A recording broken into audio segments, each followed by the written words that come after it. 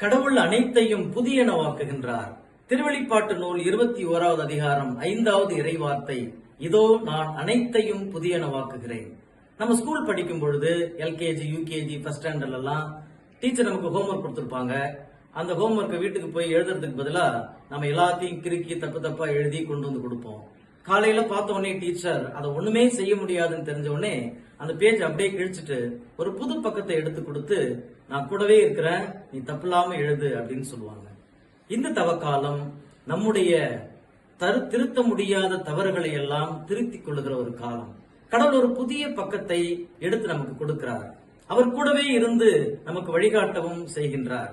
எஸ்ஐயா இறைவாக்கு புத்தகம் 65வது அதிகாரம் 17வது இறைவார்த்தை, நான் முந்தையவற்றை நினைவில் வைப்பதும் இல்லை, எழுதி வைப்பதும் இல்லை என்று சொல்லுகிறார். எனவே நம்முடைய திருத்த முடியாத குணங்களை எல்லாம் இந்த தவக்காலத்திலே கடவுளிடத்தில் ஒப்புக் கொடுத்து ஜெபிப்போம்.